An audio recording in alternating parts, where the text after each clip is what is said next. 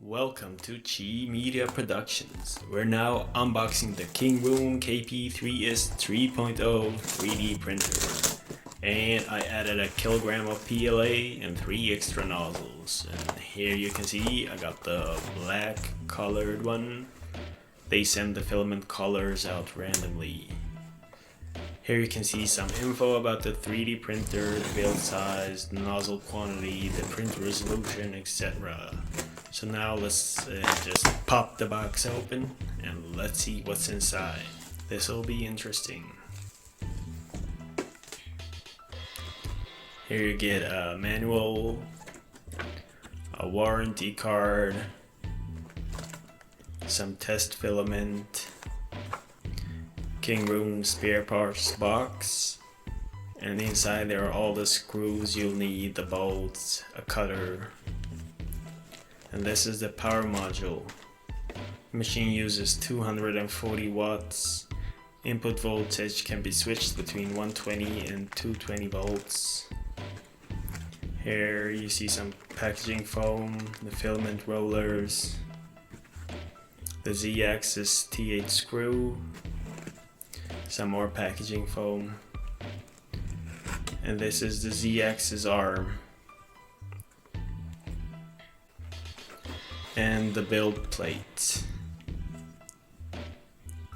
So let's place the base down with the build plate and the Z-axis arm as well. Here are the filament rollers. Let's place them down there. You put your filament roll on top of him and the filament rolls on it. Spins around. And this is the cable you'll need for the power module. You can see it's set to 230 volts because that's what we use here. Let's plug it in. Here is the test filament. Let's put it aside for a while. And the Kingroon catalog is all in German, but it has some nice illustrations. Anyways, I don't need it. So here are the tools that you will need to assemble it and tighten some screws up. And here's the T8 screw connector.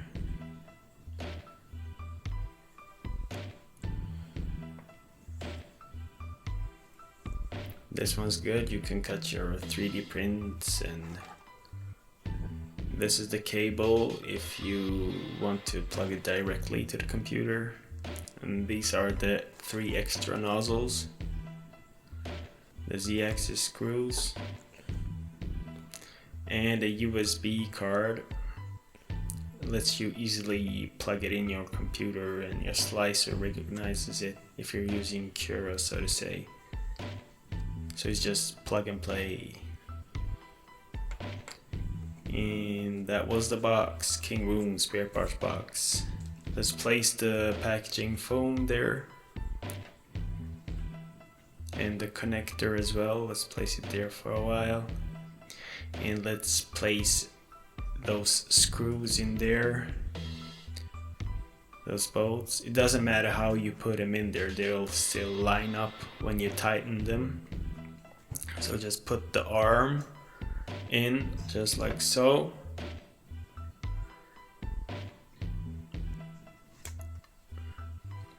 Let's get the Z-axis screw prepared. And then now let's tighten these bolts. You can see you shouldn't tighten them too hard because we're now just tightening them temporarily because there are bolts below these ones that we need to tighten first. We tighten them hard and then we'll go back and re-tighten the upper ones. So there you go. place it down and place some packaging foam there so we don't hurt the build plate. And now let's tighten these bolts permanently until we need to disassemble it. Maybe for moving the printer in between places. So let's just push the build plate for a while so we get some more room in there to tighten that bolt. And that's good. Now let's tighten these tiny bolts there that hold the Z-axis, the connector for it, so it pushes the arm up and down. Mine were all loose. And now let's place the connector there. The connector should be in between, never touching the base there. So it should be hanging above air. The middle part where in between those two bolts should be right in between where the connector and the motor joints. This is what we could have called our build plate.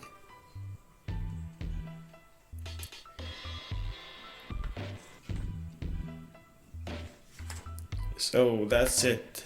Now the only thing left to do is just to level it. But when you assemble it, just make sure that you have this black cable coming from the extruder head.